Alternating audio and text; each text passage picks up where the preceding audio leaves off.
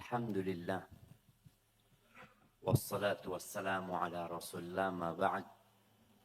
Ya, di akhir waktu ada yang bertahan dan ada yang gugur. Jemaah anda lihat kursi mulai kosong yang di depan. 1, 2, 3, 4. Mana yang kosong lagi? Ya, sebelah situ. Kita masih tersisa di sini. Ini namanya apa bahasa Arabnya? Ribat. Menjaga di perbatasan di akhir waktu itu memang berat sekali jemaah. Tapi memang sebagaimana disampaikan bahwasanya kita berlibur di sini sambil mengaji. Mungkin sebagian lelah habis main futsal dan kalah. Kalau menang kan masih semangat ya, ini kalah. Akhirnya dia nggak mau datang karena dia yakin nggak dapat hadiah gitu. Tapi semoga di sisa waktu ini yang belum saling kenal, harapan Ana saling mengenal ya. Semua sudah kenal nggak dengan yang kanan di kirinya? Ana mau tanya. Sudah? Siapa yang belum? Nah, ibu-ibu sudah kenal sama semuanya? Loh, belum. Sudah mau pulang belum lagi. Ibu-ibu ini perlu dikasih waktu khusus untuk kenalan. Tadi waktu senam ibu-ibu kenalan dulu nggak? Ibu-ibu insya Allah pulang sehat. Seger. Tadi karena bicaranya healing. Kalau bapak-bapak pulang, ada yang cedera kakinya. Ada yang harus dipijat sama istrinya. Tapi itulah kehidupan jamaah ya. Semoga kita bisa saling tolong menolong. Ana lihat Ustaz Farhan tadi dorong anaknya. Karena tidak mampu akhirnya dibalikin ke istrinya. Ya memang yang ngurusin anak itu istri Ustaz. Kita ini harus benar-benar berterima kasih sama istri. Bapak-bapak juga harus sering mengatakan jazakillah khair sama istri. Karena ada banyak hal yang dia kerjakan sebenarnya bukan kewajiban dia. Ya, tapi karena dia cinta sama bapak-bapak. Atau memang terpaksa, gimana lagi, nggak ada lainnya Ustaz. Yang adanya dirawat, dan semoga pada akhirnya Allah memberikan nikmat yang besar di surga Allah SWT. Tapi itu muqaddimah dari anak, mungkin muqaddimah dari Ustaz Farhan.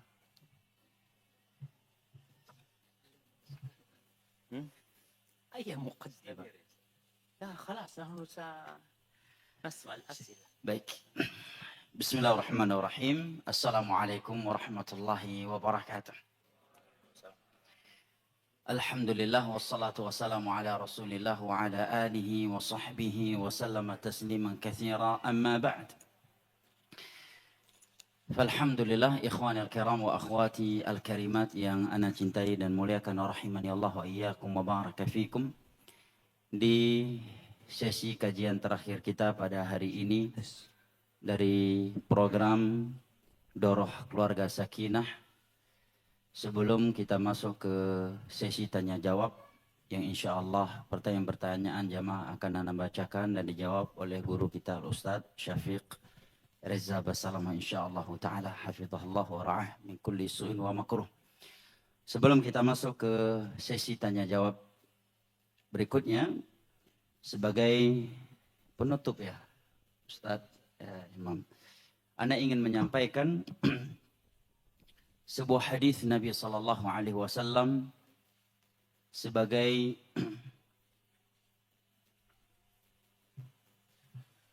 penutup untuk kajian kita pada kesempatan kali ini, yang datang dari sahabat yang mulia Abu Sufyan Ats-Tsaqafi radhiyallahu an. Dalam riwayat Imam Muslim beliau mengatakan, ya Rasulullah, qul li fil Islam qawlan la as'aluhu anhu ba'dak aw ghairak. Wahai Rasulullah, tolong ucapkan suatu ucapan di mana aku tidak akan menanyakannya lagi kepada selainmu setelah ini. Tolong berikan aku nasihat, sebuah ungkapan, sebuah ucapan di mana aku tidak akan menanyakannya kepada selainmu. Maka Nabi pun mengatakan, qul amantu billah thumma istaqim. Katakan olehmu, aku beriman kepada Allah, dan istiqamahlah. Jamaah yang dimuliakan Allah, kita harus selalu ingat bahwa kita mukmin. Kita beriman kepada rukun-rukun iman yang 6. Maka seyogyanya kehidupan kita di dunia ini tidak seperti orang-orang yang tidak memiliki iman. Makanya ada ayat di dalam surat Al-Hadid yang bunyinya luar biasa jamaah. Sebuah ayat yang membuat seorang perampok besar di masa itu bertobat, kemudian hijrah, kemudian belajar dan menjadi seorang ulama. Namanya Fudail bin Iyad, Ustaz ya. Barakallahu fik. Yaitu ayat dari surat Al-Hadid. Alam ya'nini alladhina amanu an takhsha'a qulubuhum li dzikrillahi wa ma nazala minal haqq. ولا يكونوا كالذين أوتوا الكتاب من قبل فطال عليهم الأمد فقست قلوبهم وكثير منهم فاسقون. Jika anda nggak salah ingat ayat ke-16 dari surat Al-Hadid.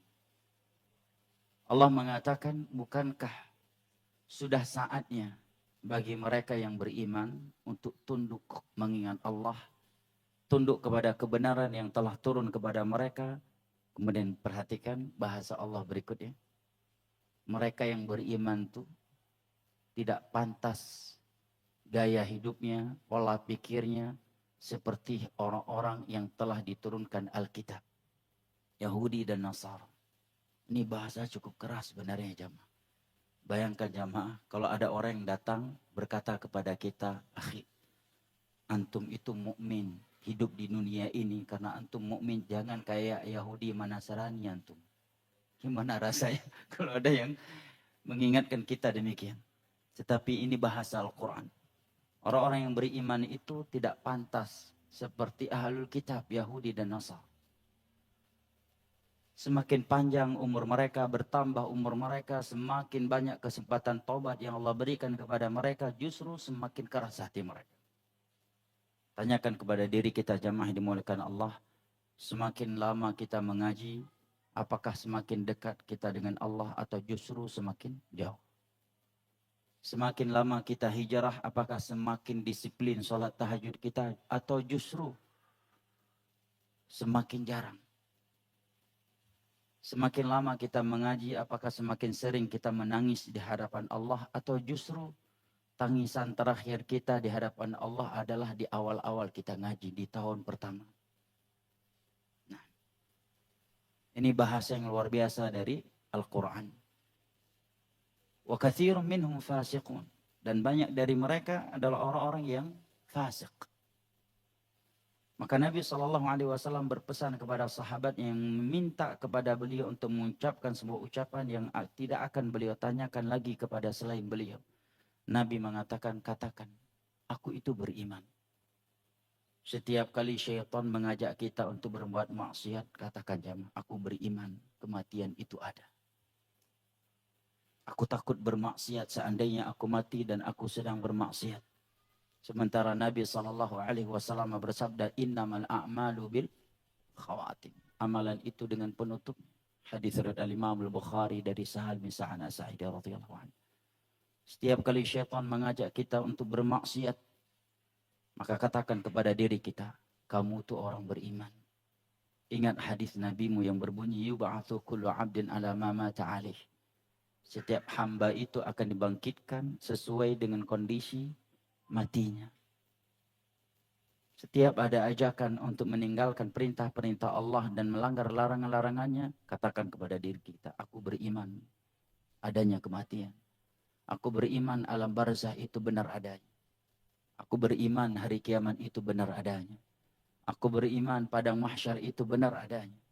Aku beriman mizan itu benar adanya. Nasyrus suhuf, hisab itu benar adanya. Aku beriman as-sirat itu benar adanya. Aku beriman al-qantarah itu benar adanya. Aku beriman syurga dan neraka itu benar adanya. Aku beriman kepada rukun-rukun iman yang 6. Maka ini insya Allah Ta'ala akan menghardik kita untuk bermaksiat kepada Allah Jalla wa'ala. Maka ada ucapan cukup indah jamaah. Walaupun memang mungkin ana cuma mampu membacanya ya. Tetapi paling tidak ini menjadi nasihat buat kita semua dan khususnya buat ana sebagai pemateri. Diucapkan oleh seorang ulama salaf yang bernama Salamah bin Dinar Abu Hazim. Dinukilkan oleh Al-Imam Abu Nuaim di dalam kitabnya Hilyatul Awliya. Beliau mengatakan, kullu syai'in takrahul mauta li ajlih fatrukhu. Fa innaka idza mita fala yadhurruka mata mita ba'da dhalik. Atau kama qala. Setiap sesuatu yang kamu tidak mau dimatikan karenanya, segera tinggalkan. Kalau ini prinsipmu di dunia ini, maka sungguh tidak akan membahayakan engkau dimanapun dan kapanpun engkau mati. Nah ulangi, kullu syai'in takrahul mauta min ajlih fatruku. Setiap sesuatu yang engkau tidak mau dimatikan karenanya. Setiap kita ingin melakukan sesuatu, coba tanyakan, mau nggak dimatikan di atasnya atau karenanya? Tinggalkan segera. Kalau kamu tidak mau meninggal karenanya. Kalau ini prinsipmu, maka sungguh tidak akan membahayakan engkau dimanapun atau kapanpun engkau mati. Yang terakhir jamaah yang dimuliakan Allah, Nabi mengatakan, "Tsumastaqim." Kemudian istiqamahlah. Kajian-kajian yang kita pelajari selama ini, majelis-majelis ilmu agama yang kita hadiri, pada kesempatan kali ini jamaah yang dimuliakan Allah, ini semuanya upaya kita untuk istiqamah di atas agama Allah. Upaya kita. Mungkin kalau kita liburan sendirian hanya dengan keluarga kita, mungkin pulang justru semakin malas jamaah, ya kan? Tapi alhamdulillah lihat jamaah, selama kita di sini sholat 5 waktu berjamaah, walillahilhamdu wal minnah. Kebersamaan di majelis ilmu agama, kebersamaan sholat 5 waktu, kebersamaan berolahraga. Ya, kebersamaan bersama anggota keluarga tercinta kita. Nah, karena jamaah yang dimuliakan Allah, yang menentukan kita di sisi Allah adalah istiqamahnya kita di atas agama Allah. Bahkan Allah berjanji, siapa saja yang istiqamah hingga akhir hayat, ketika malaikat maut datang mencabut nyawanya, Allah akan perintahkan malaikat-malaikat turun dari langit untuk menghiburnya, menemaninya yang akan dicabut nyawanya oleh malaikat maut. Allah berfirman di dalam surat Fussilat, innal ladzina qalu rabbuna Allah thumma istaqamu tatanazzalu alaihimul malaikatu alla takhafu wa la tahzanu wa abshiru bil jannati allati kuntum tu'adun. Sesungguhnya mereka yang berkata Rabb kami adalah Allah, mereka pun menjalankan perintah-perintah dan meninggalkan larangan-larangannya. Kemudian mereka istiqamah, berita gembira dari Allah untuk mereka, tatanazzalu alaihimul malaikah. Malaikah kata jamak, artinya bukan hanya 1 atau 2 malaikat. Maka akan ada malaikat-malaikat tatanazzal yang turun berduyun-duyun menujunya, menghiburnya, mengatakan kamu tidak usah takut terhadap apa yang akan terjadi. Dan kamu tidak usah bersedih terhadap apa yang telah berlalu. Tetapi berbahagialah engkau dengan syurga yang pernah dijanjikan kepadamu. Ulama tafsir menerangkan bahwa ini terjadi di saat malaikat maut hendak mencabut nyawanya. Ini berita gembira dari Allah Jalla wa'ala bagi siapa saja yang istiqamah. Jamaah yang dimuliakan Allah, seandainya di antara kita punya 1000 pasukan elit, mereka tidak akan bisa menghibur kita ketika malaikat maut sudah terlihat untuk mencabut nyawa kita. Anak istri kita tidak bisa menghibur kita. Guru-guru kita juga tidak bisa menghibur kita seperti yang dilakukan oleh para malaikat. Betapa beruntungnya seorang hamba yang telah melihat malaikat maut datang mencabut nyawanya, tetapi di sebelah kanan, kiri, depan, belakangnya ada malaikat-malaikat yang menemaninya, menghiburnya dan mengatakan kepadanya, kamu tidak usah takut terhadap apa yang akan terjadi. Dan kamu tidak usah bersedih terhadap apa yang telah berlalu. Tetapi bergembiralah engkau dengan syurga yang pernah dijanjikan kepadamu. Dan Nabi SAW bersabda dalam hadis riwayat Imam Al-Bukhari dari Sahal bin Sa'ad As-Sa'idi radhiyallahu anhu, Nabi bersabda, innamal a'malu bil khawatim. Amalan itu dengan penutupnya. Ini hadis sebenarnya sangat menakutkan kita, jemaah. Karena siapa yang menjamin jamaah ana dan jamaah sekalian akan mati husnul khatimah? Kita hanya bisa berharap dan berdoa kepada Allah Jalla wa'ala. Bahkan ana pernah diceritakan oleh satu dari para masyayikh, ada seorang yang berilmu, dan cerita ini disebutkan oleh Syekh Abdullah Al-Mar'i dalam sebuah kajian tanpa disebutkan nama karena tentunya tidak boleh ya. Ada orang yang berilmu mati di atas perut seorang penzina, pelacur. Mati sedang berzina. Tidak ada yang tahu tentang kematian. Nah, istiqamah itu berat ya. Ada senior yang lebih duluan untuk ilmu dia di Timur Tengah. Futurnya nggak main-main ya. Udah nggak sholat 5 waktu, melakukan hal-hal lain yang tidak pantas dan tidak mungkin kita sebutkan di majelis ilmu agama. Nah, dan bayangkan jamaah yang dimuliakan Allah, lebih dahsyat lagi kata Imam Ibnul Qayyim, orang-orang yang pernah sholat di belakang Nabi, tetapi dia sholat sebagai munafik. Itu gimana tuh? Hah? Kita sholat di samping Ustaz Syafiq aja udah Masya Allah rasanya. Ini sholat di belakang Nabi tapi dia sebagai munafik. Gimana tuh? Bayang gak? Kebayang gak jemaah? Mahalnya hidayah. Ya kan? Berangkat haji bareng Nabi tetapi dia sebagai munafik. Gimana tuh? Yang lebih dahsyat lagi adalah mereka yang murtad setelah Nabi wafat. Padahal sebelumnya ngaji sama Nabi SAW. Ngaji bersama Nabi. Salat belakang Nabi. Nabi meninggal murtad. Dan diperangi oleh Abu Bakar radhiyallahu anhu. Ada yang kembali lagi dan ada yang tidak. Bahkan sebagian mereka yang murtad nggak tanggung-tanggung jemaah. Ada yang bergabung kepada kelompoknya Musailamah Al-Kadzab. Nabi palsu yang pertama kali dalam sejarah Islam. Maka pesan anak yang terakhir jemaah dimuliakan Allah untuk diri anak dan ikhwanil kiram wa akhwati al-karimat yang anak cintai dan muliakan rahimani Allah wa iyyakum wa baraka fikum, agar kita selalu memperbanyak doa yang merupakan doa tersering dibacakan oleh Nabi kita sallallahu alaihi wasallam, Allahumma muqallibal qulub tsabbit qalbi ala dinik. Karena tiada yang menjamin kita akan mati husnul khatimah. Allahumma muqallibal qulub tsabbit qalbi ala dinik. Karena kita sudah berada di sebuah zaman yang mana Nabi SAW bersabda jauh hari sebelum wafatnya, sayati 'alan nasi zamanun as-sabiru fihim 'ala dinihi kal qabidhi 'alal jamr. Hadis ini riwayat al-Imam Tirmidzi dari Anas bin Malik radhiyallahu an dan dihasankan oleh Syekh Al-Albani karena datang dari jalan yang banyak. Nabi mengatakan akan datang suatu masa di mana di masa tersebut orang-orang yang bersabar di atas agamanya, bersabar di atas tauhid, untuk tidak terjerumus ke dalam syirik, bersabar di atas sunnah agar tidak jatuh ke dalam bid'ah, bersabar di atas ketaatan agar tidak melakukan maksiat. Dia akan merasakan itu seperti menggenggam bara api. Sekarang mungkin kita merasa kayaknya sunnah ini mudah aja deh. Coba keluar dari sini jamaah. Hanya karena jenggot yang sedikit kita diperolok-olok. Padahal jenggot tumbuh sendiri, bukan kita yang tumbuhi. Hanya karena mungkin sebagian kita jidatnya hitam karena kulitnya lebih sensitif. Ya, dibuli. Nah, hanya karena istrinya yang nutup aurat, dibuli. Tapi yang mamerkan aurat dan mengobralnya justru dibangga-banggain.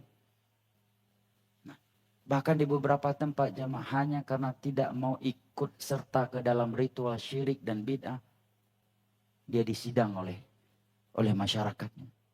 Disidang. Padahal dia tidak mengingkarinya, tidak juga membicarakannya, hanya karena tidak ikut serta. Bahkan beberapa nelayan curahan yang udah ngaji tidak boleh lagi masuk ke dalam kelompok nelayan di tempatnya karena tidak ikut serta ke dalam acara kanduri laut, menyembelih sapi atau kerbau yang diberikan kepada penjaga laut. Semua nelayan di tempat tersebut wajib ikut. Kalau enggak ikut, dikeluarkan dari kelompok nelayan yang ada di tempat itu. Betapa beratnya berpegang teguh dengan tauhid dan sunnah di akhir zaman. Sehingga Nabi mengatakan seperti menggenggam bara api. Tetapi Nabi memberikan berita gembira. Lil amilil wahidi minhum ajru khamsina rajul. Pahalanya dia 50 lipat ke pahalanya para sahabat Nabi SAW. Wallahu a'lam bishawab, ikhwanil kiram wa akhwati al-karimat. Kiranya ini yang dapat Nana sampaikan.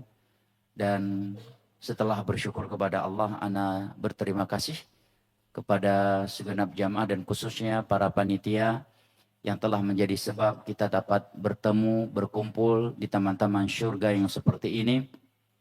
Dan juga Ana dapat membawa keluarga pada kesempatan kali ini. Karena pada doroh yang sebelumnya bersama gurunda kita, Ana dicandain sama beliau. Beliau bawa keluarganya, bawa anak-anak ya. Ana tidur sendirian di kamar. Dicandain sama beliau. Ya. Antum gimana ini? Orang lain semua bawa istri sama anak-anaknya liburan. Antum malah bujang di sini. Masya Allah. Malah kali ini malah boleh yang bujang. Aneh yang bujangan ya. Anda yang bawa istri dan anak-anak dan beliau yang pergi sendirian. Qadarullah, keluarga beliau ada yang mengajar dan ada juga karena ujian anak-anak. Masya Allah.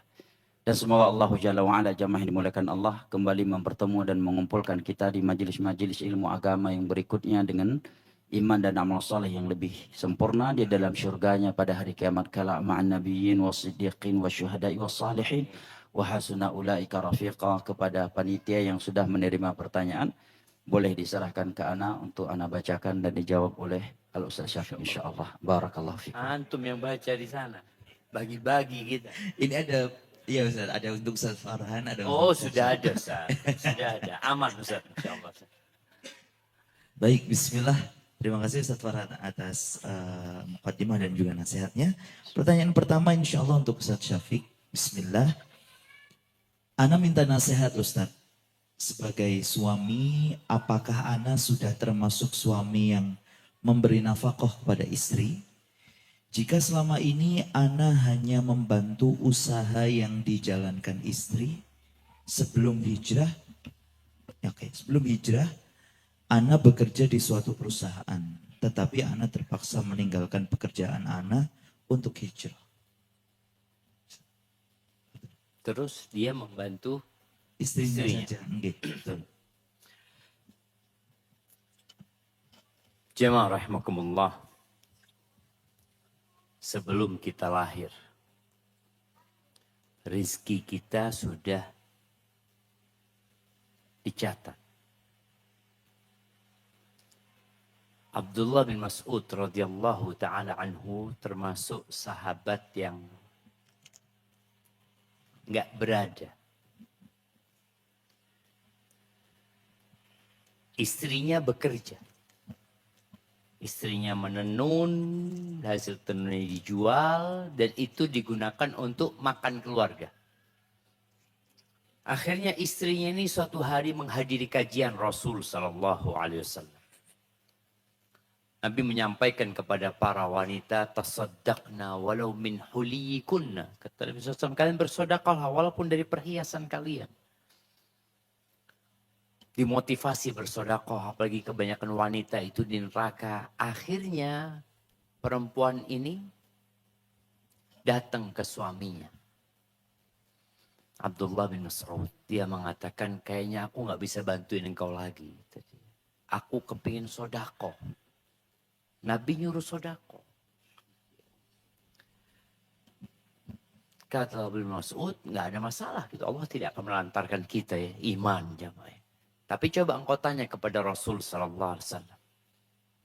Bagaimana seorang istri yang mungkin suaminya tadi secara finansial nggak mampu, yang sudah berusaha untuk bekerja, tapi ternyata hasilnya nggak mencukupin.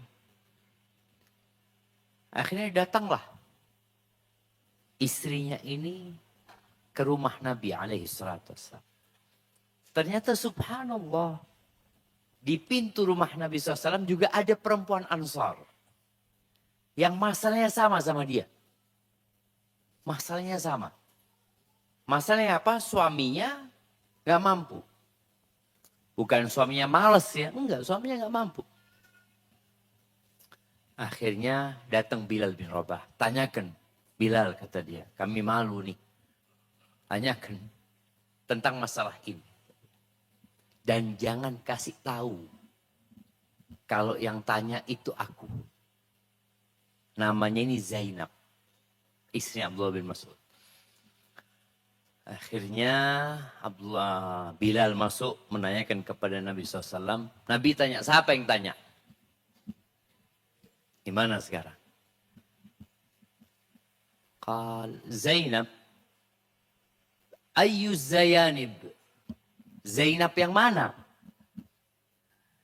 Jadi Zainab itu banyak. Makanya nama orang dulu itu namanya satu kan mirip-mirip semua. Zainab, ada Zainabnya putri Nabi SAW. Ada Zainabnya istri Nabi SAW. Istrinya dua namanya Zainab Nabi SAW. Bagaimana membedakannya? Dengan nasab pintu fulan. Tapi subhanallah di hadis ini Bilal tidak menyebutkan nama bapaknya Zainab. Kata Ibn Mas'ud, Zainab imra'atu Ibn Mas'ud. Nyonyanya Ibn Mas'ud. Istrinya Ibn Mas'ud. Jadi ternyata boleh menyebutkan seseorang itu, fulan siapa? Oh fulan istrinya fulan. Jadi untuk menunjukkan dia bukan anaknya tapi istrinya. Oh gitu. Sampaikan kepada dia bahwa yang dia berikan kepada keluarganya dapat pahala sodakoh dan dua lagi. Pahala sila. Pahala menyambung rahim dia. Jadi dapat pahala double ketika seorang wanita itu membantu suaminya dan juga memberikan nafkah kepada anak-anak yatim yang ada di bawah perawatannya. Jadi insya Allah nggak ada masalah. Kalau istrinya menerima. Tapi begini. Ketika seorang suami tidak memberikan nafkah kepada istrinya, biasanya kepemimpinannya akan pincang. Kecuali kalau istrinya soleha. Nah, makanya jangan pernah salah pilih istri. Gimana kalau sudah salah? Nah, apa yang antum lakukan? Ya diperbaiki. Diperbaikilah. Perbaikilah. Karena seorang suami memang wajib memberikan nafkah. Sandang, pangan, papan itu kewajiban suami. Allah Azza wa Jalla mengatakan ar-rijalu qawwamuna 'alan nisa. Lelaki-lelaki adalah pemimpin-pemimpin buat para wanita. Kenapa? Bima faddalallahu ba'dahum 'ala ba'din wa bima anfaqu min amwalihim. Yang pertama karena karunia Allah. Jadi yang nggak bisa seorang perempuan menggantikan posisi itu. Itu Allah sudah yang ngasih buat laki-laki. Yang kedua, karena mereka memberikan infak. Di sini ada unsur perintah. Mereka adalah memberikan nafkah kepada istri mereka. Kembali kepada pertanyaan tadi. Kalau ternyata sang suami membantu istrinya. Yang sejatinya bantuan yang diberikan kepada istrinya itu ya setara dengan nafkah yang harus dia berikan kepada istrinya, insya Allah nggak ada masalah. Dia sudah memberikan nafkah kepada istrinya. Tapi hanya saja istri kadangkala tidak menghitung. Engkau nggak pernah ngasih nafkah sama aku. Loh, aku yang ngerjakan kerjaan itu, yang garap ini, yang kirim barang ini, kirim itu. Itu nggak kerja iya, engkau nggak pernah ngasih fulus sama aku. Ya sudah hitungannya boleh jadi hitungannya kerja. Ustaz. Berapa mau digaji suami? Ya terserah mau main, oh kerjaanmu gaji ya 5 juta. Tapi karena suami 2,5 juta lah. Malah dikurangin sama dia. Tapi insya Allah tadi usahakan ada kejelasan antara suami dan istri. Kalau istri menerima, alhamdulillah ya dengan kondisi suaminya. Tapi kalau suami melihat posisi dia sering direndahkan sama istrinya. Ada jamaah. Ada yang istrinya senantiasa, Mas, listrik aku yang bayar loh Mas. Ya. Terus beras aku yang beli Mas ya. Ada istri yang kurang soleha. Ya sudah, antum banyak berdoa memohon kepada Allah Azza wa Jal supaya dikasih kerjaan, kasih rezeki sehingga bisa memenuhi kebutuhan istrinya. Kalau tidak, akhirnya sang suami benar-benar tidak memberikan nafkah kepada istri. Karena nggak mampu. Anggap dia di PHK. Nggak mampu. Apa pilihannya? Pilihannya yang pertama, sang istri memberikan nafkah dan ikhlas. Tetap melayani suami. Walaupun suami tidak memberikan nafkah, tapi sang istri tetap melayani suaminya dan membantu suami. Nah, ini kondisi yang terbaik. Atau yang kedua, sang istri menghitungnya utang dari suami. Jadi setiap bulan biaya rumah tangga itu adalah 5 juta. Dihitung utang sama suami. Dia tetap melayani suaminya, tapi ini semua utang. Ketika suaminya dapat warisan, Mas, 2 tahun. Boleh jamaah, boleh. Karena memang ini bicara kewajibannya siapa? Suami. Ini kalau bicara hukum fikih boleh. Yang ketiga, istri tidak melayani suami. Tidak melayani suami. Dia mengatakan, Mas, kau nggak ngasih nafkah sama aku harus bekerja, harus ini. Sang istri tidak melayani suami. Sampai sang suami memberikan nafkah. Para ulama fikih menjelaskan dalam kitab-kitab fikih mereka, kondisinya nggak apa-apa seperti itu. Karena engkau jangan mau minta dilayani sama istrimu, sedangkan engkau tidak menjalankan tugasmu. Ini pelayanan yang harus diberikan istri kepada suaminya. Tapi kondisi yang paling ideal ya tadi, istri yang ikhlas lah. Kalau enggak lebih baik utang tadi. Dianggap utang, kan nggak apa-apa Ustaz dianggap utang Ustaz. Sampai nanti 10 tahun diikhlaskan utangnya. Nggak apa-apa, makanya antum cari istri yang soleha gitu. Saat 10 tahun, ayolah jangan dituntut aku hari kiamat, nggak punya fulus aku. Hadza wallahu a'lam bishawab. Mungkin ada tambahan dari Ustaz. Fadhal Ustaz. Insyaallah. Masya Allah. Baik, terima kasih. Pertanyaan berikutnya untuk Ustadz Farhan. Assalamualaikum. Afwan Ustadz izin bertanya. Bagaimana cara menghisap diri sendiri Ustadz sebelum dihisap oleh Allah Azza wa Jalla? Apakah berdosa? Itu yang pertama. Yang kedua, apakah berdosa bila menolak keinginan suami untuk menikah lagi? Tafadhol, Ustadz. Pertanyaan yang kedua yang paling layak menjawabnya. Yang ditanya. Bismillah. Baik, jamaah yang dimuliakan Allah, sebelum Anda menjawab, Anda ingin menyampaikan terlebih dahulu bahwa ini Anda menjawab pertanyaan-pertanyaan yang ada karena SOP panitia ya. Karena ikut SOP. Karena kalau mengikuti adab yang dituliskan oleh para ulama dalam kitab-kitab adab, tentunya Anda menyelisih adab. Menjawab pertanyaan-pertanyaan dan di samping Anda ada guru kami, Al-Ustadz Syafiq Reza Basalam. Namun ini SOP. Enggak. Doroh ya, jadi Enggak. mau tidak mau. Sebelum beliau jawab ya, beliau menyampaikannya kurang lengkap masalah adab itu. Jadi adab itu memang nggak boleh menjawab kecuali ustadznya nyuruh jawab. Baik, Betul kan gitu? Ustaz? baik. Barakallahu gitu kan. fiik. Baik, Masya Allah ya. Terkait menghisap diri kita sendiri, memang ini hal yang sangat penting. Makanya banyak athar yang datang dari sebagian para sahabat Nabi SAW seperti Umar bin Khattab yang mengatakan hasibu anfusakum qabla an tuhasabu. Hisablah diri kalian sebelum kalian dihisab oleh Allah Jalla wa'ala di hari kiamat nanti. Ketika seorang sahabat yang mulia Uqbah bin Amir radhiyallahu anhu bertanya kepada Nabi SAW, man najah? Wahai Rasulullah, apakah sumber keselamatan? Maka Nabi menjawab,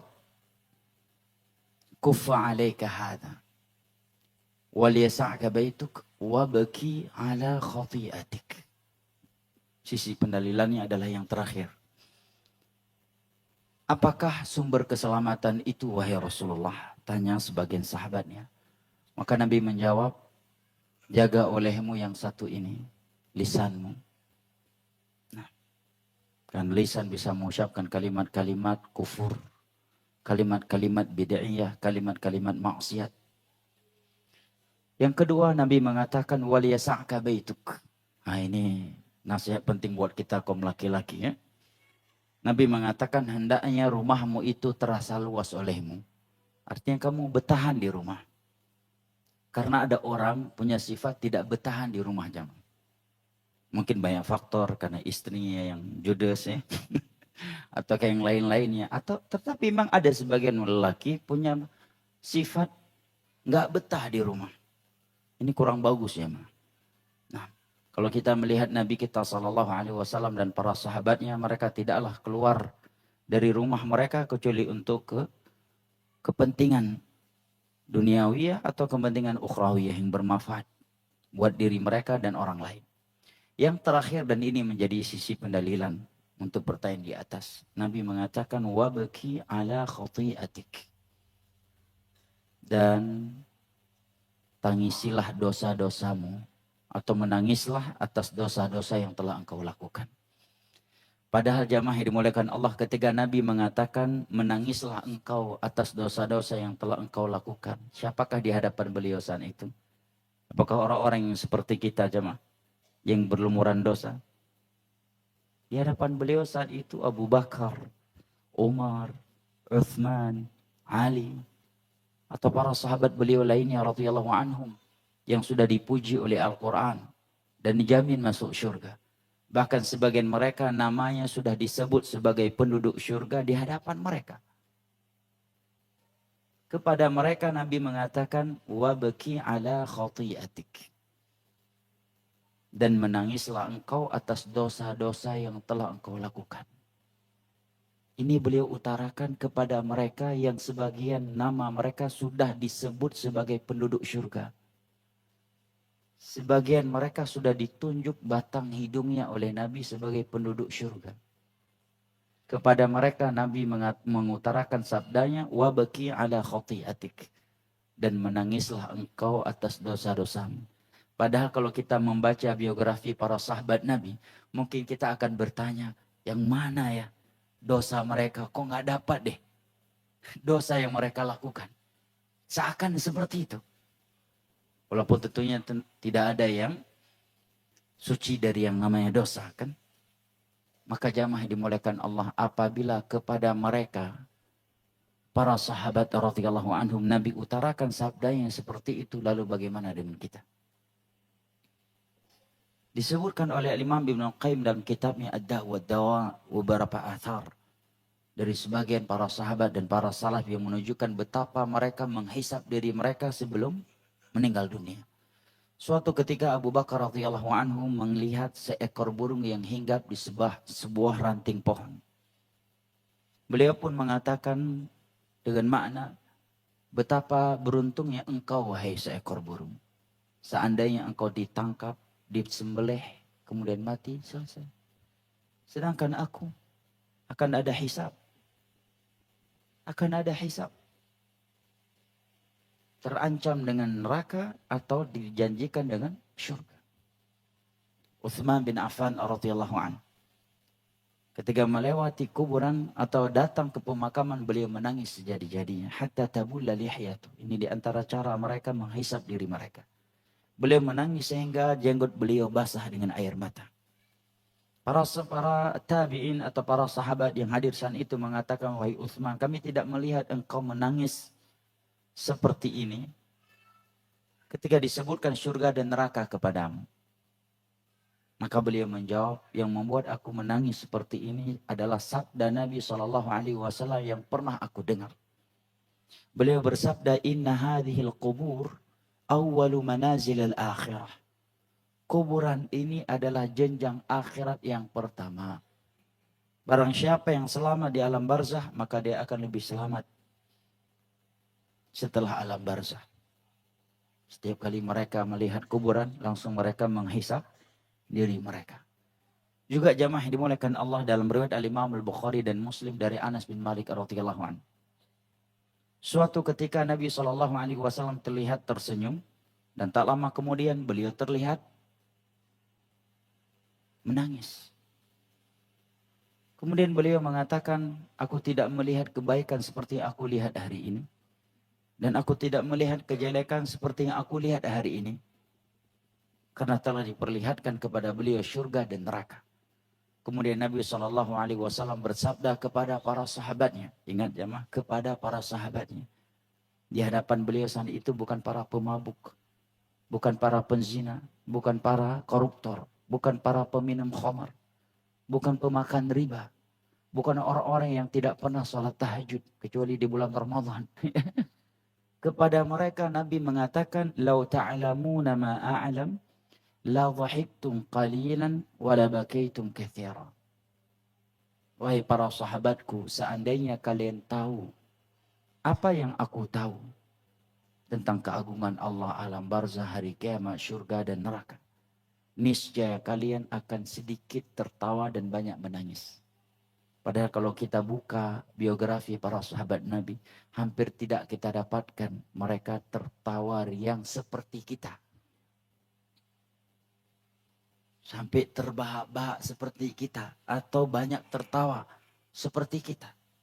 Tetapi Nabi berkata kepada mereka, seandainya kalian tahu apa yang aku tahu, niscaya kalian akan sedikit tertawa dan banyak menangis. Padahal mereka sholat 5 waktunya di belakang Nabi. Tiap hari ngaji bareng Nabi. Jihad bareng Nabi atau para sahabat. Umroh bareng Nabi. Haji pembimbingnya Nabi SAW. Tinggalnya di tengah-tengah padang pasir. Nggak ada diskotik di masa itu, nggak ada bioskop. Tinggal di tengah-tengah padang pasir yang terhimpit oleh 2 gunung batu, kota Madinah. Kepada mereka Nabi mengatakan, seandainya kalian tahu apa yang aku tahu, niscaya kalian akan sedikit tertawa dan banyak menangis. Kata Anas bin Malik radhiyallahu an, setelah Nabi berkata demikian, maka para sahabat pun menangis, terisak-isak, dan mereka menutup wajah-wajah mereka dengan baju-baju mereka. Subhanallah. Disebutkan sebuah athar yang sahih, bahwa Umar bin Khattab radhiyallahu an setelah Nabi wafat, beliau mendatangi Hudzaifah radhiyallahu anhu, pemegang rahasia Nabi SAW terkait nama-nama orang-orang munafik. Umar berkata, "Asammani Rasulullah SAW minal munafiqin." Wahai Hudzaifah, dengan nama Allah aku meminta kepadamu untuk menjawab. Apakah Nabi pernah menyebut namaku Umar bin Khattab dari nama-nama orang-orang munafik? Dan ketika Umar bertanya demikian kepada Hudzaifah, di saat itu tidak ada kamera yang sedang nge-live-kan ucapan beliau tersebut. Kalau ada kamera mungkin kita berpotensi ingin terlihat tawadhu, ya kan? Dan bukan beliau menceritakannya, Hudzaifah radhiyallahu anhu. Bayangkan loh jamaah, Umar datang, Umar. Di mana syaitan saja lari terberit-berit kalau berpapasan dengan beliau. Kita mana ada jamaah syaitan lari terberit-berit kalau jumpa sama kita. Atau kalaupun ada, karena mungkin syaitan rupanya dia lebih syaitan dari aneh. Datang kepada Hudzaifah bertanya, apakah nama Umar bin Khattab pernah disebutkan oleh Nabi dari nama orang-orang munafik.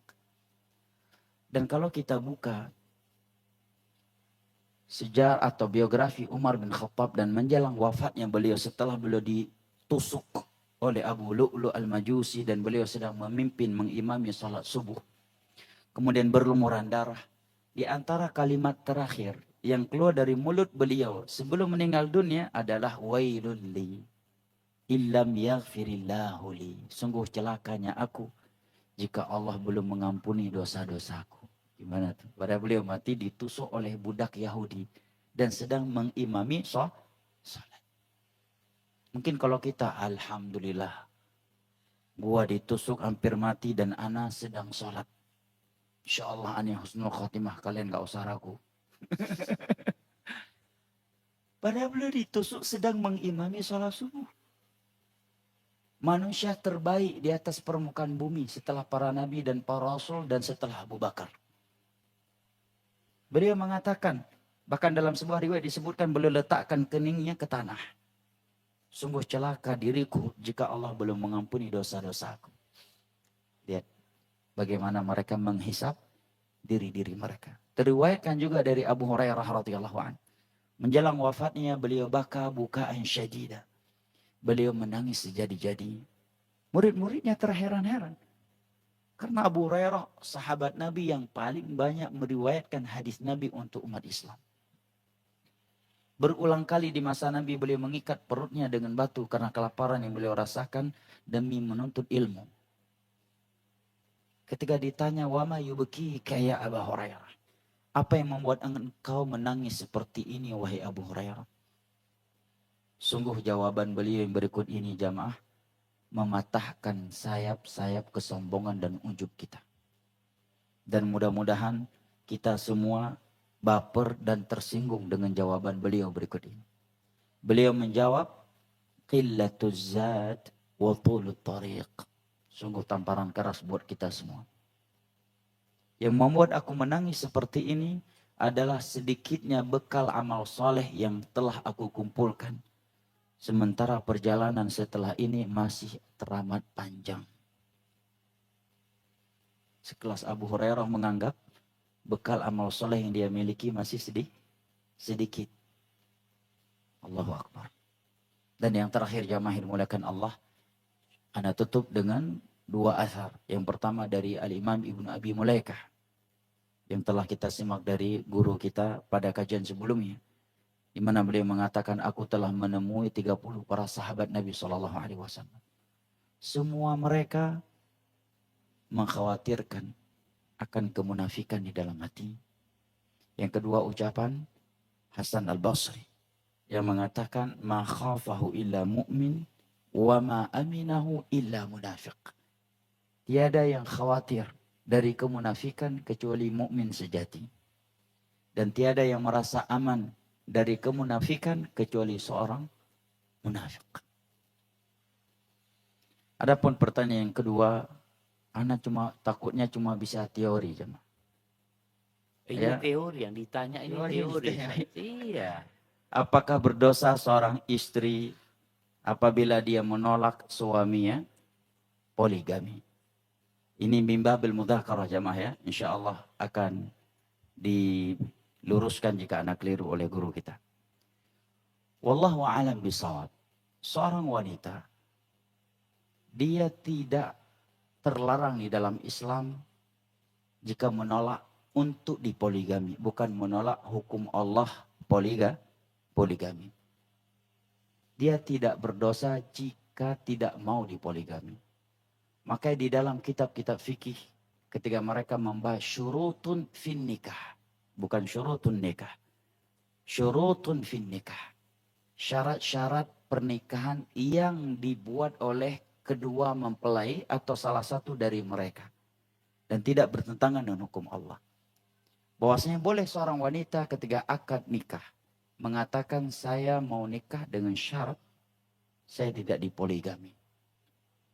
Apa konsekuensinya kalau sang suami melanggarnya? Konsekuensinya dia bisa khulu tanpa harus mengembalikan maharnya. Nah, karena si suami sudah melanggar syartun fin nikah. Ini di antara faedah yang kita dapatkan dari para ulama ketika membahas ini. Nah, kalau dia sudah menikah, kita berbicara hukum ya. Seorang wanita secara hukum memang dia tidak haram untuk tidak mau dipoligami.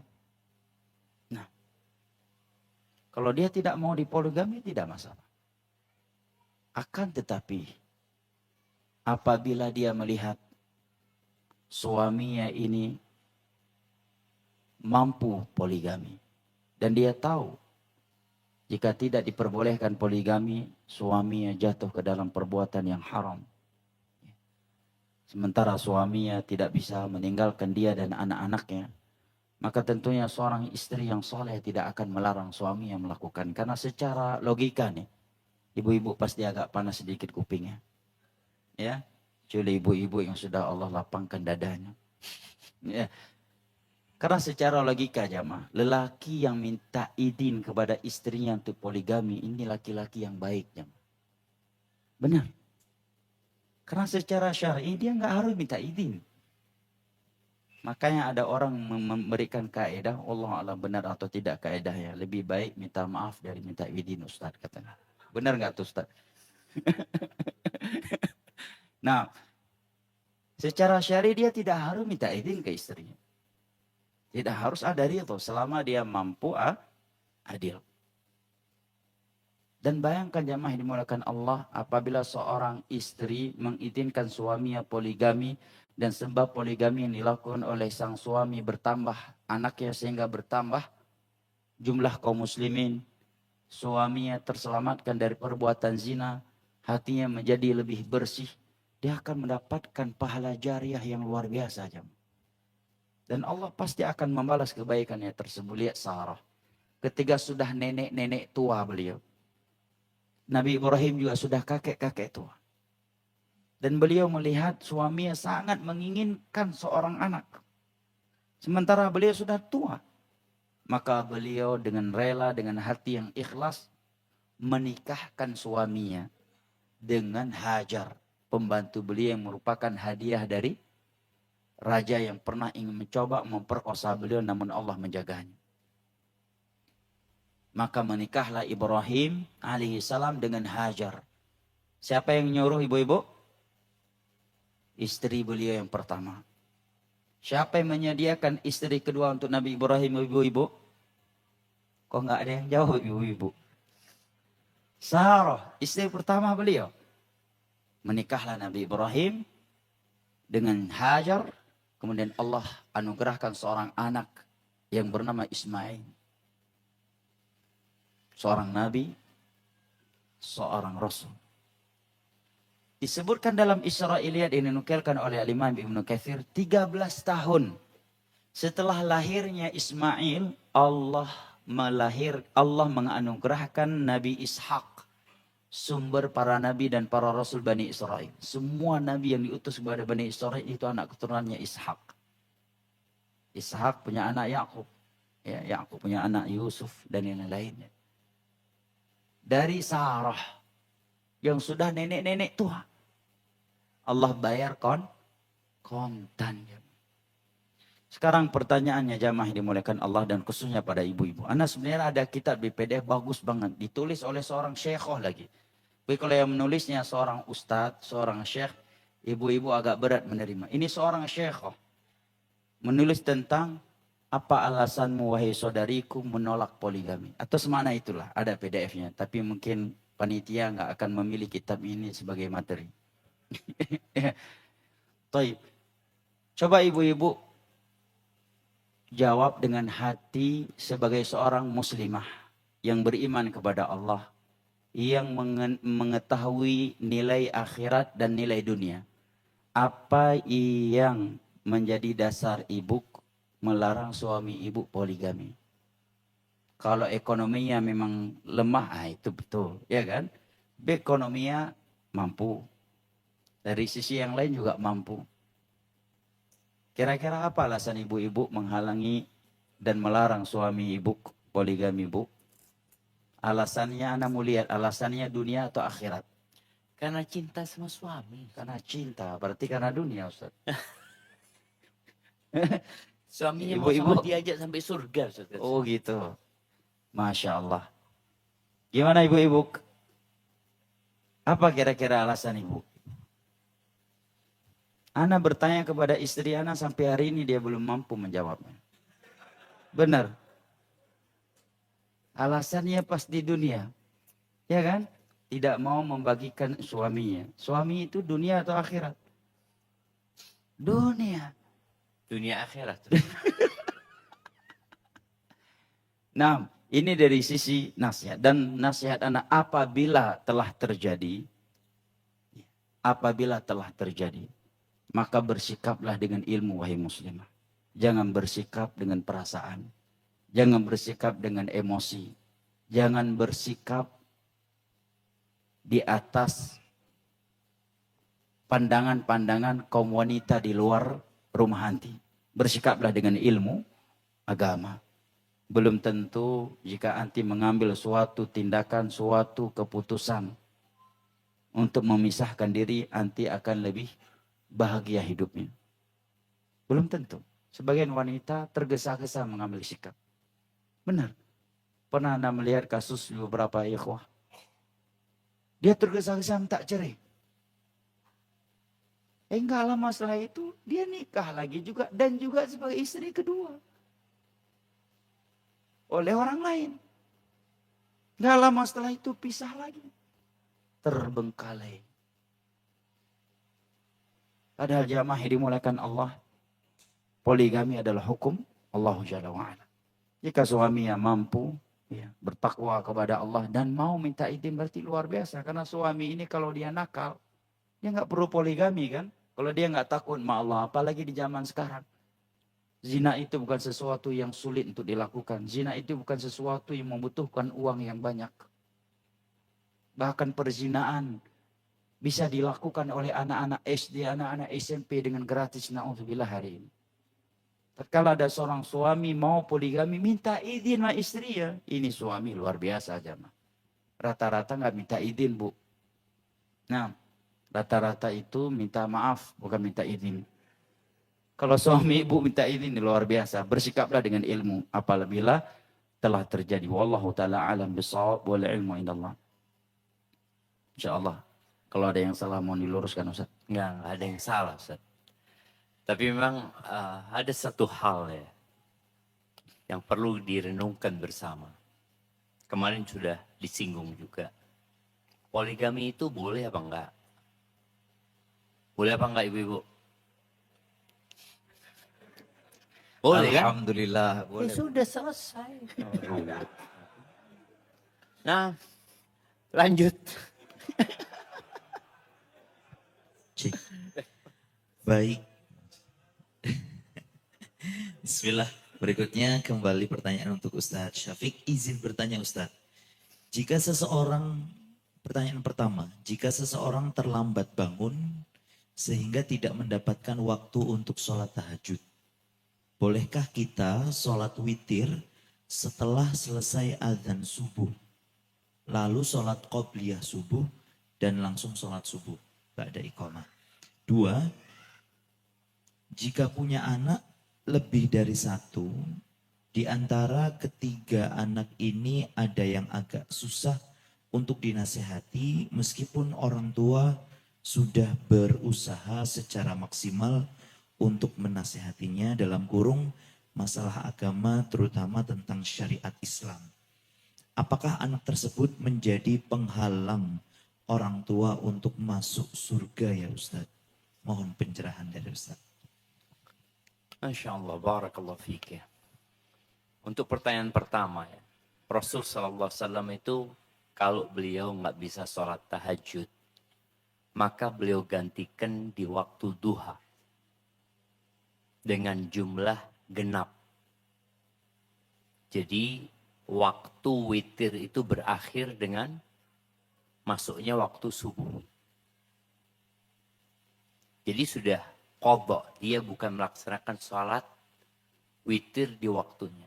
Maka kalau antum orang yang memang biasa menjalankan sholat malam, kemudian ketiduran, silahkan diqadhanya di waktu duha dengan jumlah genap. Nabi SAW biasa sholat 11, ketika beliau qadha di waktu duha, maka dilaksanakan 12 rakaat. Adapun pertanyaan yang kedua berkaitan dengan anak yang kadang-kala menjadi ujian orang tuanya, anak itu nggak nurut, mungkin dia menyimpang dari agama. Apakah akan menjadi penghalang buat orang tuanya dari api neraka?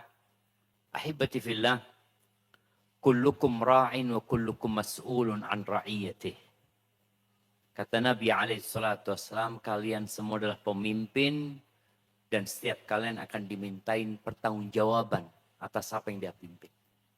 Warrajulu ra'in fi ahli baitih. Dan seorang laki-laki itu pemimpin di keluarganya, dia akan ditanya tentang keluarganya. Nah, yang jadi pertanyaan, apakah dia sudah melaksanakan tugasnya dengan sempurna sebagai seorang ayah, sebagai seorang ibu? Karena ada orang tua yang belum menjalankan tugasnya, baru nyuruh anaknya sholat umur 12 tahun. Padahal perintah syariat umur berapa disuruh sholat? Umur 7. Ini orang tua nyuruhnya 12 tahun. Berarti ada kesalahan dari pihak orang tua. Maka apabila orang tua tahu bahwasanya anaknya seperti ini gara-gara dia, hendaklah dia bertobat kepada Allah Azza wa Jalla. Dengan memperbaiki. Nabi Nuh alaihissalam kita tahu anaknya ada satu yang tidak beriman. Masya Allah.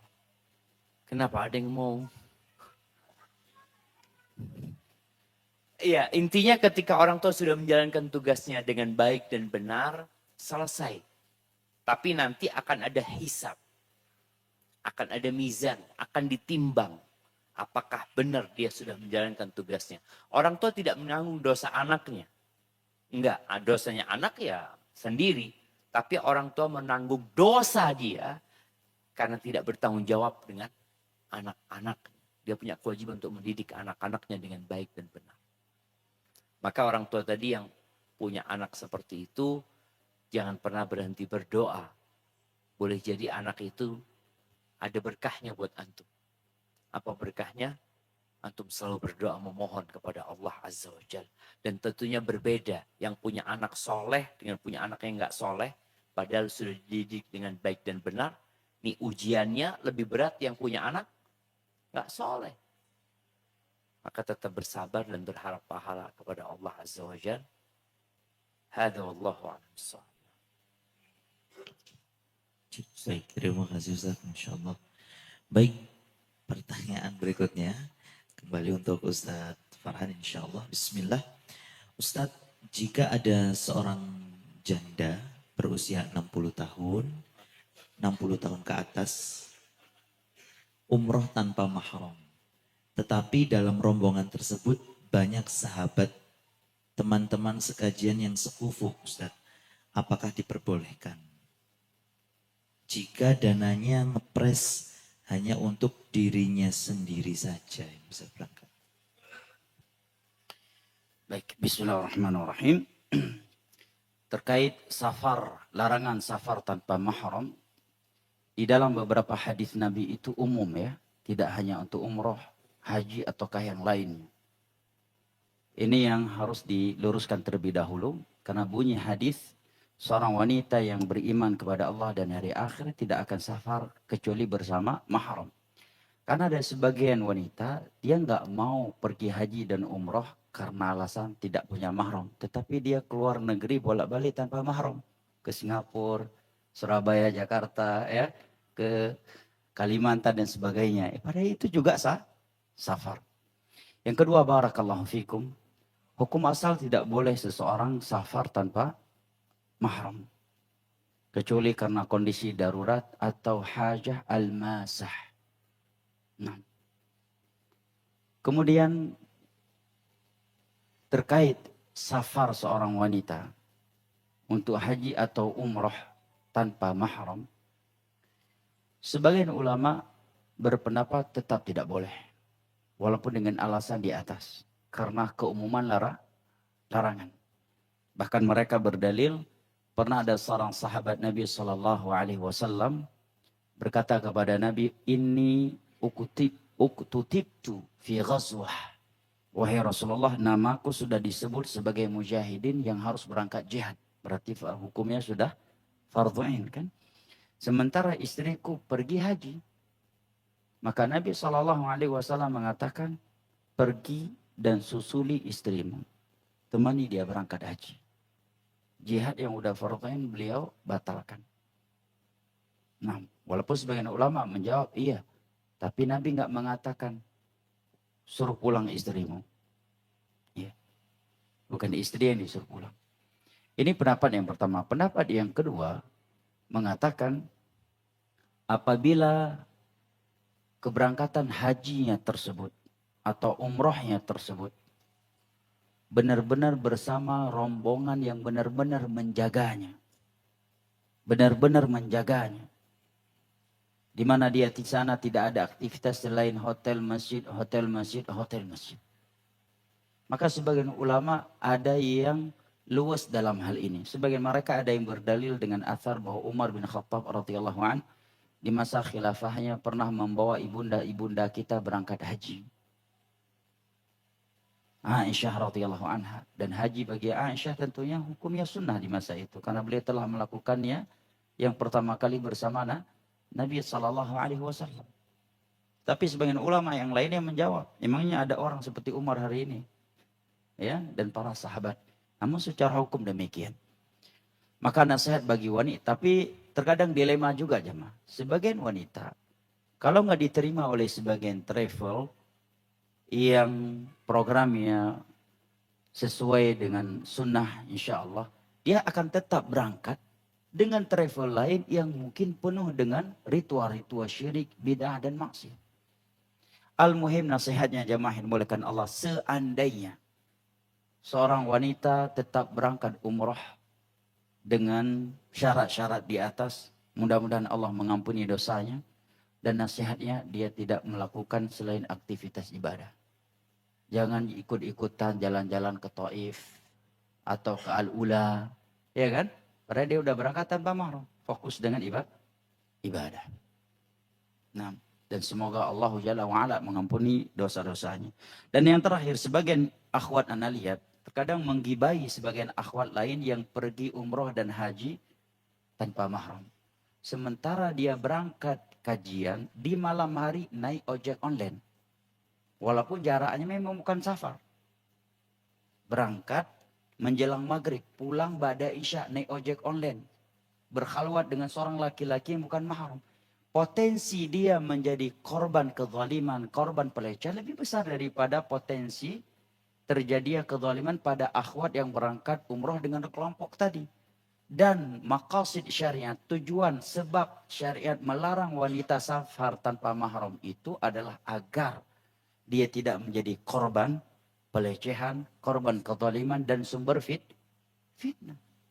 Nah, wallahu taala alam bisawab, ilmu indallah. Terima kasih Ustaz, Masya Allah. Baik, pertanyaan berikutnya untuk Ustaz Syafiq. Bismillah. Izin bertanya Ustaz, salah seorang Ustaz sunnah menyampaikan hadis sebagai berikut. Intinya ya Ustaz, bahwa orang yang tidak sholat tidak boleh jadi wali nikah. Pertanyaan saya, kalau ayah fulana meninggal dunia dan kakaknya laki-laki yang tidak sholat menyerahkan pada wali hakim, apakah sah nikahnya?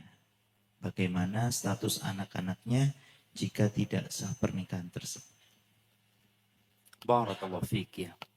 Ini berkaitan dengan hukum sholat sebenarnya. Memang ada sebagian ulama yang berpendapat orang Islam yang meninggalkan sholat, sama sekali dia tidak sholat, maka dia jadi kafir. Maka orang kafir tidak bisa menjadi wali sebenarnya. Orang itu kalau mati ya nggak disolatin ya. Orang itu nggak perlu dikuburkan di kuburan umat Islam. Ini pendapat yang pertama, pendapat jumhur ulama, selama dia mengatakan asyhadu an la ilaha illallah wa anna Muhammad Rasulullah, maka dia seorang muslim. Ini pendapat Imam Syafi'i umpamanya, memang orang yang nggak sholat itu dibunuh, tapi tidak sebagai murtad. Dibunuhnya ta'ziron sebagai hukuman buat dia, agar jera orang-orang yang meninggalkan sholat. Kalau di mazhab Hanafi, dia itu dipenjara sampai dia mau sholat. Tapi dalam pendapat Al-Imam Ahmad bin Hanbal, maka dia kafir. Maka atas dasar inilah Ustadz itu menyampaikan tadi. Fatwa tadi bahwasanya dia nggak bisa menjadi wali. Baik, kalau memang pendapat itu yang dipegang, lalu ternyata hakim yang menikahkan, selesai, nggak ada masalah. Karena hakim sudah mengambil alih yang dia menjadi wali. Hadza wallahu a'lam bissawab. Insyaallah, terima kasih. Pertanyaan berikutnya kepada Ustadz Farhan kembali. Pertanyaan untuk Ustadz Farhan. Assalamualaikum warahmatullahi wabarakatuh. Semoga kedamaian bersama Ustadz serta pengampunan dan berkah dari Allah Subhanahu wa taala. Ustadz Afwan, di sesi kemarin antum menjelaskan bahwa pasangan hidup dan anak keturunan adalah anugerah dan nikmat dari Allah. Pertanyaan, bagaimana agar kita sebagai suami bisa sabar dan sadar menghadapi kondisi rumah tangga di zaman sekarang ini?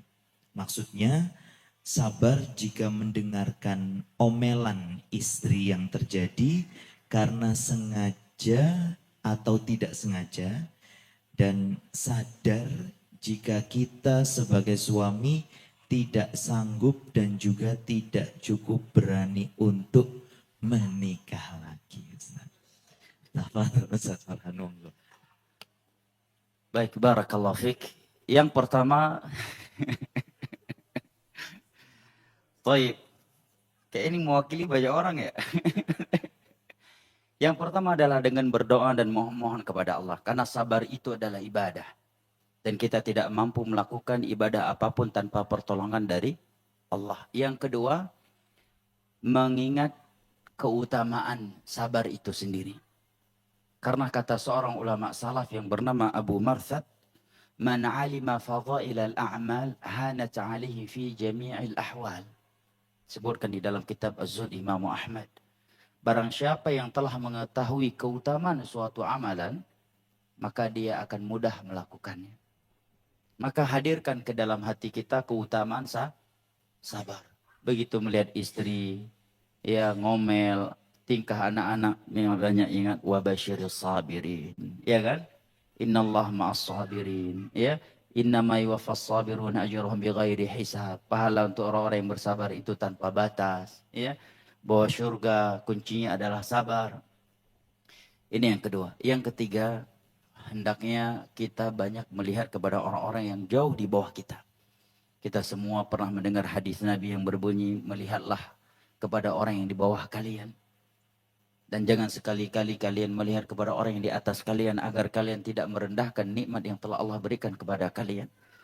Meskipun mungkin istri dan anak-anak kita tidak sempurna akhlaknya, tetapi walillahilhamd wal minnah, antum udah nikah.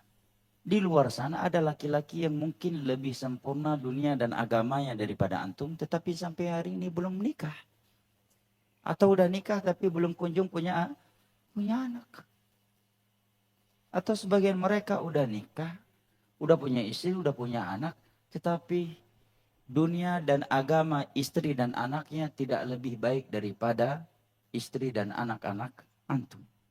Maka dengan itu kita akan tetap bersyukur dan bersabar. Kemudian yang berikutnya, bahwasanya anak meskipun dan juga istri tentunya meskipun nikmat dari Allah Jalla wa'ala, tetapi Allah juga menamakannya sebagai fitnah. Allah Jalla wa'ala berfirman di dalam surat Al-Anfal, wa'alamu annama amwalukum wa auladukum fitnah. Ketahuilah oleh kalian, sesungguhnya harta dan anak-anak kalian adalah fitnah, adalah ujian dari Allah Jalla wa'ala. Dan yang namanya ujian ya harus diterima dengan sabar. Karena kata Imam Ibnu Qayyim ada 3 perkara di mana seluruh manusia tidak ada yang bisa lari darinya. Yang pertama dosa, yang kita harus membersihkannya dengan taubat. Yang kedua nikmat, yang harus kita balas dengan syukur. Dan yang ketiga adalah musibah, yang harus kita terima dengan sabar. Kemudian yang terakhir jamaah yang dimuliakan Allah, banyak-banyak membaca sirah Nabi SAW dan para sahabat. Bagaimana mereka bersabar di dalam mendidik keluarga mereka. Menuntun keluarga mereka ke surga Allah. Bayangkan Nabi kita punya istri sekian. Punya anak, punya cucu. Ya kan? Sebagai Nabi lagi. Sebagai Rasul. Sebagai imam sholat 5 waktu. Panglima perang lagi. Tetapi Aisyah menyebutkan tangan beliau tidak pernah jatuh kepada terhadap keluarga. Artinya gak pernah KDRT. Gak pernah keluarga. Gak pernah kekerasan. Tidak pernah melakukan kekerasan. Bahkan Anas bin Malik mengatakan, 10 tahun aku menjadi pembantu beliau, aku tidak pernah mendengar 2 pertanyaan dari beliau. Kenapa engkau belum melakukan ini terhadap apa yang beliau belum lakukan? Dan kenapa engkau melakukan ini terhadap apa yang beliau telah lakukan? Nah, wallahu ta'ala ala bisawab, wal ilmu indallah.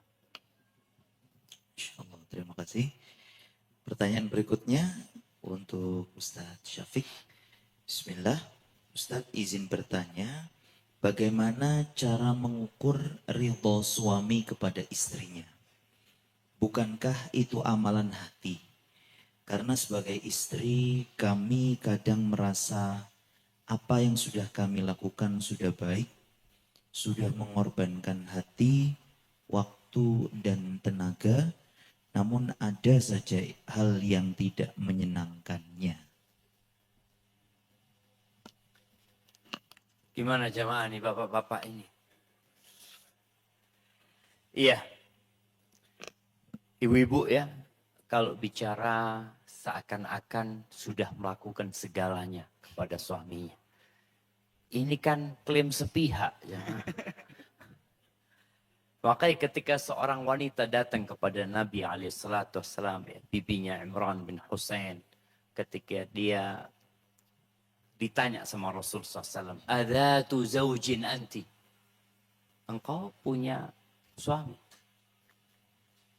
Kata dia, iya ya Rasul. Kaifa anti lahu?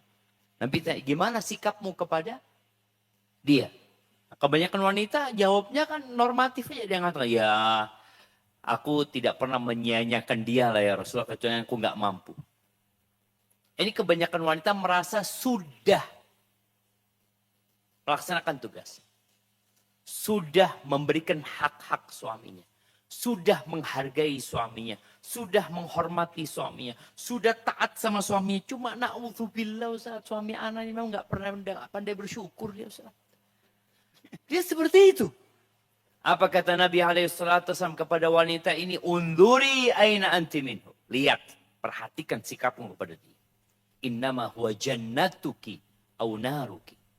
Suamimu itu surgamu atau nerakamu. Gitu. Makanya kalau bicara ridho itu adalah amalan hati. Tapi kan keridhaan itu bisa dilihat di wajah. Aisyah radhiyallahu ta'ala tahu kapan Nabi SAW ridho dan kapan Nabi SAW enggak ridho. Kelihatan di wajahnya. Berubah, mendiamkan diri, mendiamkan istrinya. Ya. Diajak ngomong diam saja. Berarti ada sesuatu nih. Maka bagi para wanita, ingat haknya suami sangat besar sekali. Dan tadi Nabi SAW sudah menyampaikan dia surgamu atau nerakamu. Maka seringkalilah wanita ini bermuhasabah. Ketika ngelihat suaminya berubah, maka dia datang, bang aku minta maaf bang. Sepertinya aku punya salah. Tolong dikasih arahan. Mudah-mudahan dengan seperti itu, ya sang wanita bisa masuk surga dari pintu mana saja nantinya. Hadza wallahu a'lam bishawab. Terima kasih Ustaz Syafiq. Berikutnya untuk Ustaz Farhan. Bismillah. Assalamualaikum Ustaz. Izin bertanya, apakah kemaksiatan zina mata yang dilakukan suami bisa berdampak pada kesolihan anak-anaknya Ustaz? Nah, bismillahirrahmanirrahim. Merupakan hal yang harus kita yakini jamaah sekalian bahwa dosa itu memiliki efek. Memiliki efek yang luar biasa. Kita semua pernah mendengar ayat Allah yang berbunyi Zaharal fasadu fil barri wal bahri bima kasabat aydin nas. Telah terjadi kerusakan di laut dan di darat karena hasil ulah sebagian tangan manusia, kata Abdullah bin Abbas, yaitu dosa. Bahkan sebagian ulama salaf mengatakan, dinukilkan oleh Al-Imam Ibnul Qayyim, nah barakallahu fiik, di dalam kitab beliau Ad-Da' wa Dawa, ketika beliau sedang berbicara malapetaka dosa.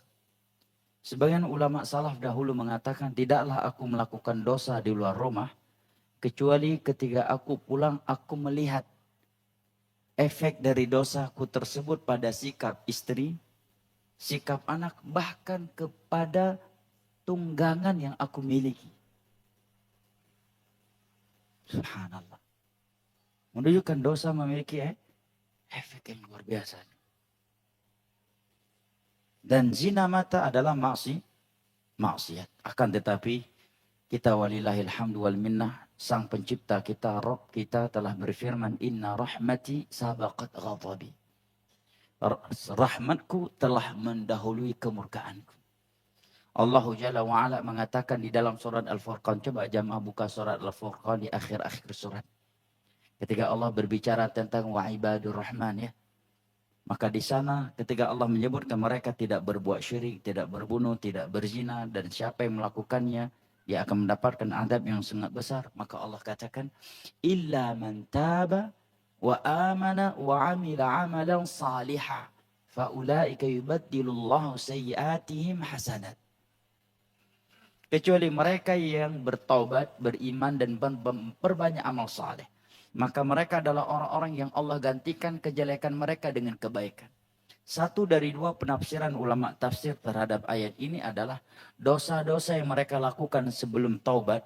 Setelah bertobat yang tadi yang berbentuk dosa, Allah rubah menjadi berbentuk kebaikan.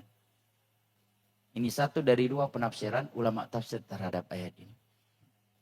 Maka jamaah dimulakan Allah, perbanyak taubat. Perbanyak istighfar. Tiada di antara kita yang tidak punya dosa, apalagi zina mata. Siapa yang bisa selamat dari ini jemaah? Dari zina mata. Bahkan di umroh dan haji sekalipun terkadang kita nggak selamat. Justru di depan Ka'bah terkadang kita terjebak melakukan zina mata. Dilihat dosa, nggak dilihat ini nggak ada di Indonesia. Iya, perbanyak istighfar. Perbanyak dosa jamaah yang dimuliakan Allah. Nah, bahkan setelah salat sekalipun kita dianjurkan memperbanyak istighfar. Wallahu ta'ala alam bisawab wal ilmu indallah. Nah. Baik, Masya Allah. Pertanyaan berikutnya masih untuk Ustadz Farhan. Bismillah. Oke. Ustadz, bagaimana ciri-ciri rumah yang ada syaitan atau jin, Ustadz? Apakah benar ada binatang seperti tikus, cicak, kalajengking di dalam rumah yang menjadi cirinya? Yang kedua, surganya suami adalah ibunya.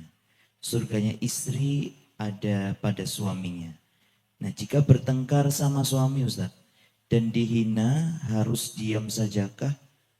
Enggak boleh bantah satu kata pun? Ya. Baik, barakallahu fiik. Terkait ciri-ciri rumah yang ada syaitan di dalamnya. Yang pertama perlu kita ketahui bahwa syaitan di dalam bahasa Al-Quran itu ada dua. Syaitan dari kalangan jin dan syaitan dari kalangan manusia. Allah mengatakan syayatinal insi wal jin. Syaitan dari kalangan jin dan manusia. Maka tanda sebuah rumah yang di dalamnya terdapat banyak syaitan dari kalangan manusia adalah penduduknya tidak sholat. Berarti rumah tersebut banyak syaitan di dalamnya. Dari kalangan manusia. Nggak sholat, ya, nggak puasa, musik-musikan dan sebagainya. Ini kalau berbicara tentang tanda sebuah rumah yang ditempati oleh syaitan dari kalangan manusia. Adapun syaitan dari kalangan jin, maka secara umum Allah mengatakan innahu yarakum min haitsu la tarawnahum. Jin bisa melihat kalian, tetapi kalian tidak bisa melihatnya dalam kedominan keadaan. Maka jamaah yang dimuliakan Allah, yang terpenting buat kita bukan mengetahui ciri-ciri atau tanda-tanda adanya syaitan atau tidak. Ini enggak terlalu penting buat kita jamaah. Yang terpenting buat kita adalah bagaimana kita menjaga rumah kita dengan penjagaan-penjagaan yang dianjurkan oleh Allah dan Rasulnya dari syaitan.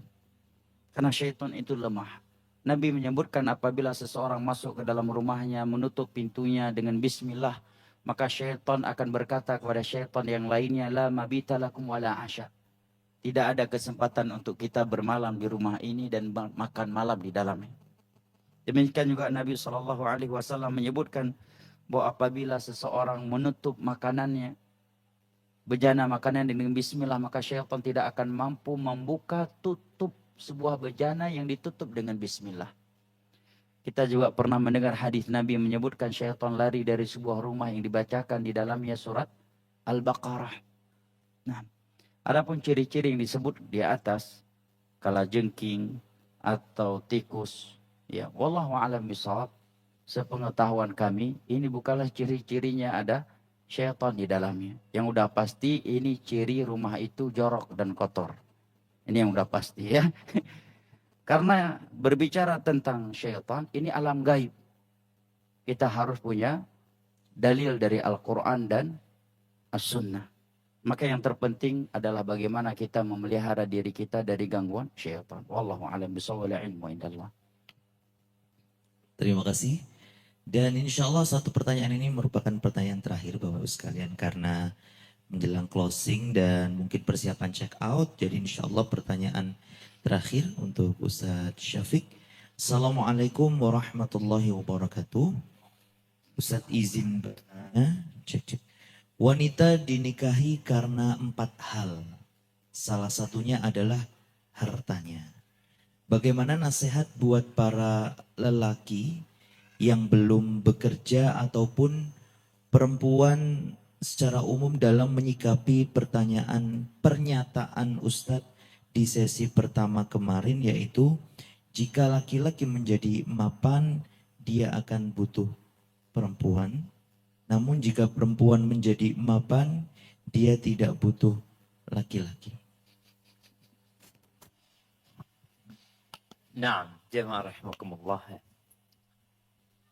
Wanita dinikahin karena 4 hal.